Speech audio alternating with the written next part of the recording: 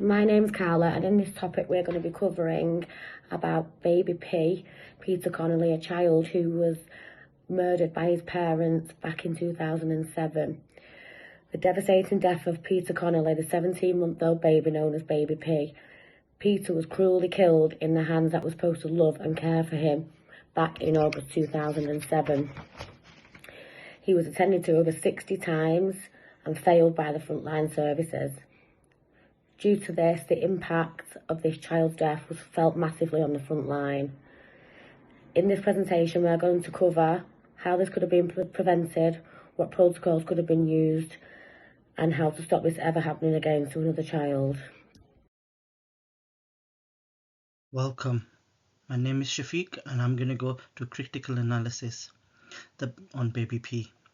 The background of the mental health issues related to the children abuse is complex and is manifested. Children maltreatment, which includes physical and emotional abuse, sexual abuse, and neglect, has serious long life consequences. It's a global problem with serious implications for physical and mental health of child victims. The World Health Organization, who reports 1 in 6 children under the age of 5 years regularly suffer punishment or physical violence at the hands of the parents and caregivers, such as baby P suffered in the hands of his uncle and his mother's boyfriend. The abuse can lead to long-term mental health problems, including anxiety, depression, and post-traumatic stress, also known as PSD, with overburden of public service is underfunded. The most vulnerable are put at risk, like baby P. Baby P suffered with it being underfunded. A lot was missed, and a lot of the alarms were missed. Signs that shouldn't have been ignored were ignored and put him at risk, which resulted in his death over a certain period of time.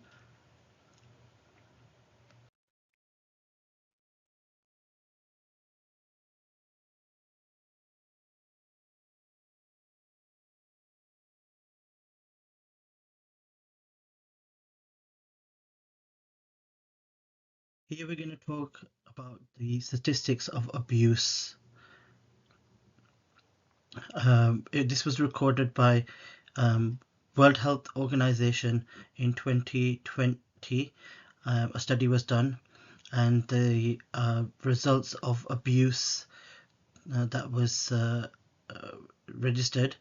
Emotional abuse was at 45%, sexual abuse was at 12%, physical abuse was at 18%, and neglect at 25%. This was a survey done by the government and on abuse. Thank you for watching.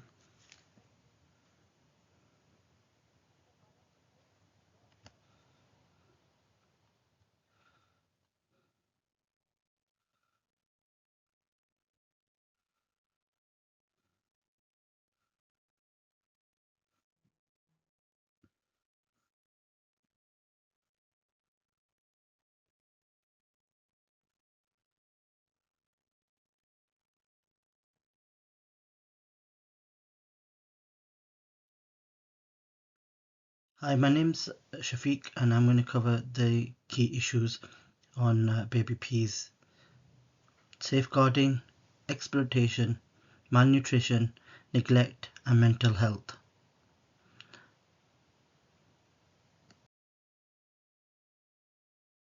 My name is Shafiq, and we're going to cover safeguarding and exploitation on this slide. The lack of professional curiosity on baby P's.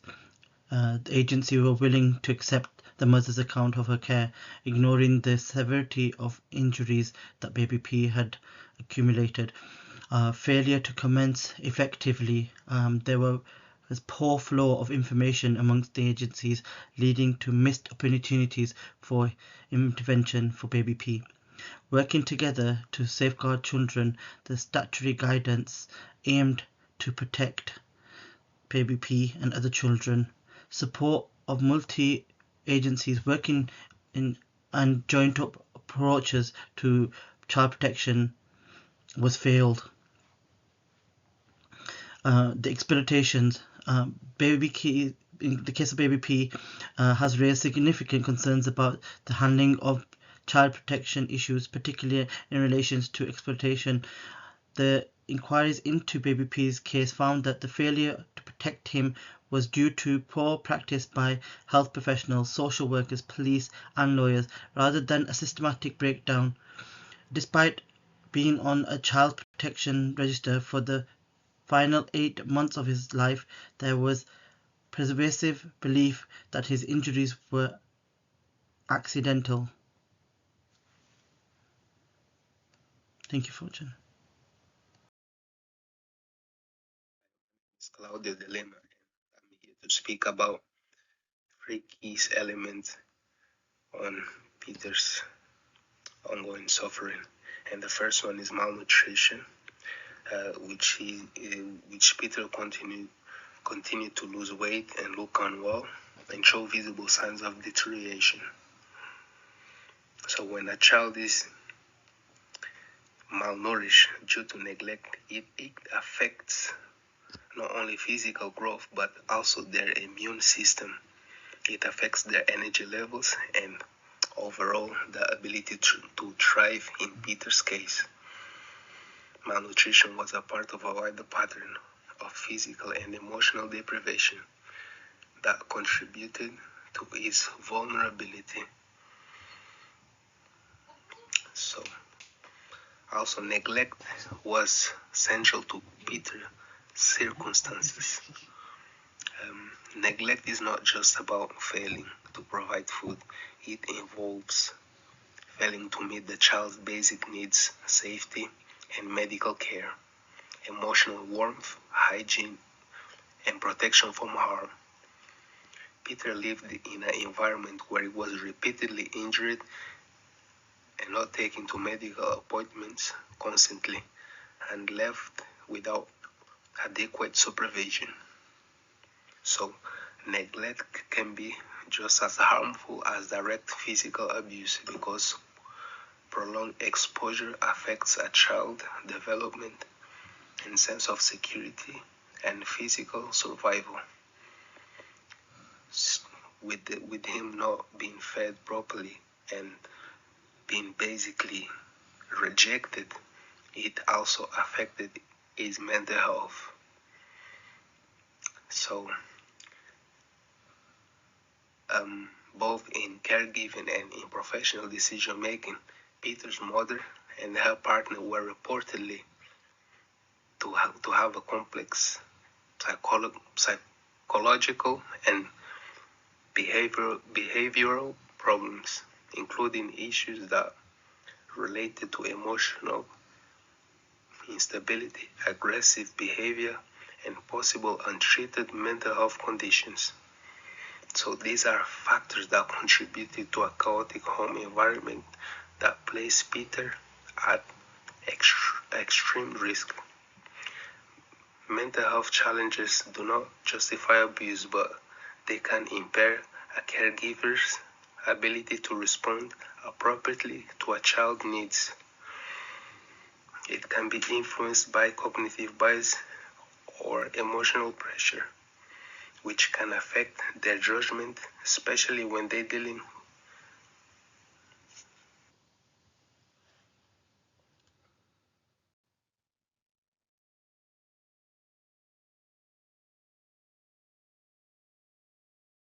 My name is Shafiq and I'm going to be covering statistical data.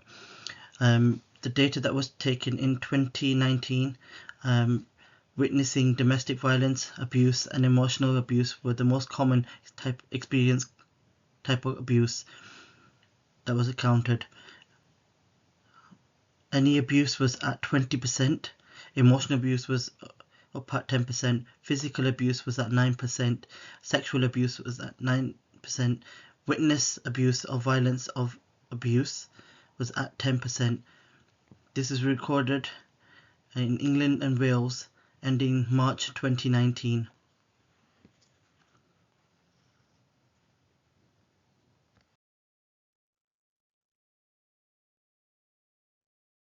As you can see, recorded in 2019, the most highest common for children on child protection register was physical and emotional abuse. You can see it's on the ring chart. It was quite high in the blue, and then in the light blue you can see that neglect was almost half on that was, the children were on protected register, child protection register. Then you have the sexual abuse and physical abuse are a lot more lower rate that are on the child protection register. And obviously each year, obviously this is going up. This was done in Wales by the World Health Organization. Thank you for watching. The case of Baby P. Practical implications regarding the case of Baby P. Peter's mother, her boyfriend, and their lodger were convicted of the abuse. The mother had successfully deceived the professionals about who lived in the property and how all Baby P's injuries had occurred. Complex disguise compliance.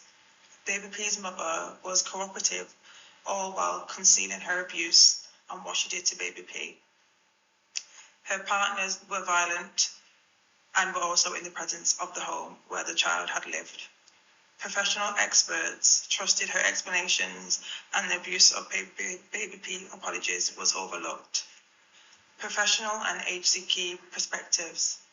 A paediatrician unfortunately missed clear signs of 48 hours before the death of Baby P. Social services had to face substantial amount of scrutiny in the media due to this case. Significantly less more than the police and health professionals due to their professional status.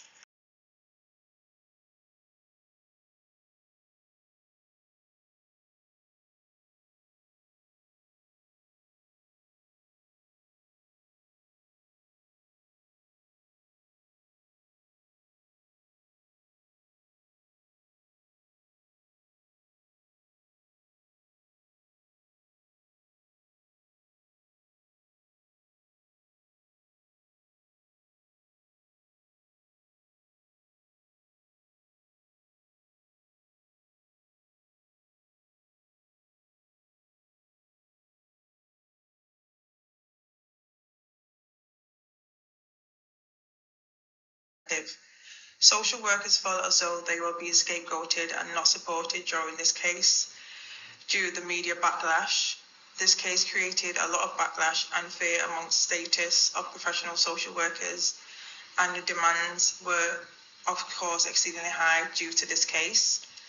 They felt like they had limited resources and also very unrealistic public demands too. Complexities, prior failures. Another case, Victoria Klimbay, in the same borough had occurred.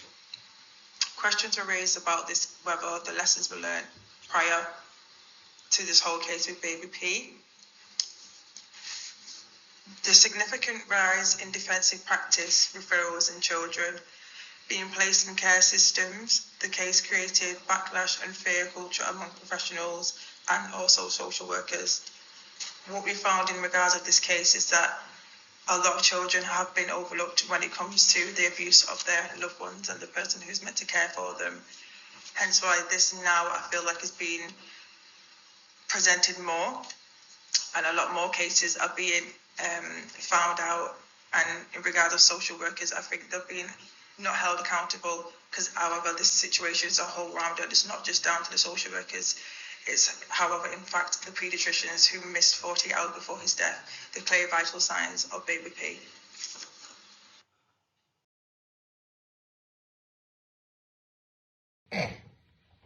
Hi there, good afternoon. My name's Kelly, and we're going to be talking about the recommendations on the case of baby P this afternoon.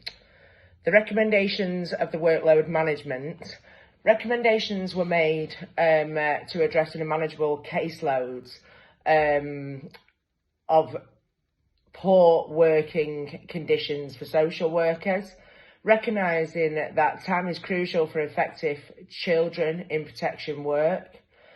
These recommendations aim to embed a culture of quality reflective practice and ensure that safeguarding children became a top priority across all central local government services. Now, the key recommendations of the whole story of baby P, which is the people that were obviously involved in that, which would be your social workers involved in the complex child protection. Work should have been relevant, specialist training and complete post-qualifying training was also put in place for obviously all these social workers, etc., that had unfortunately let baby P come through the net, and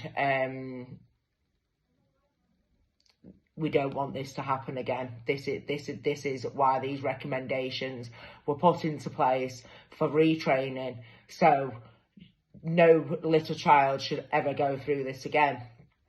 Now, from a professional curiosity point of view, agencies and practitioners were urged to exhibit greater professional curiosity and not simply accepting what the parent explanations for the injuries at face value. Now, in this case, that is what happened.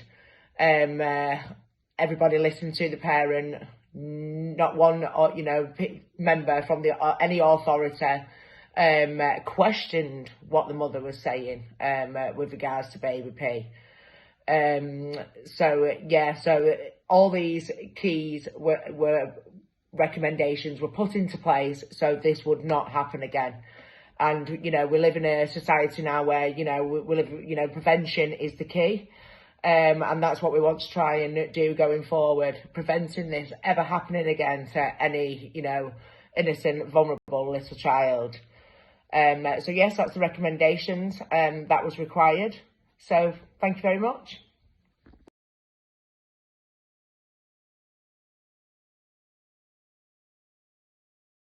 Hi, my name's Shafiq and we're going to do the conclusion on baby P. The baby P case exposed severe and systematic failings within child protection services, despite numerous of warnings, obvious injuries and professionals being involved in the case of baby P. Baby P remained in an unsafe environment, which unfortunately led to his demise in 2007. The outcome of the conviction was of his mother and her partner and their lodger. They were charged following his death. In this case triggered a national debate and outrage regarding the child safeguarding practices across England. Senior staff in the Haringey Council agencies faced disciplinary actions, resignations and dismissals were issued. The case became a turning point as to how authorities identify certain caseloaders and responses to vulnerable children at risk, reinforcing the necessity of vigilance, accountability within safeguarding working in vulnerable children. Thank you for watching.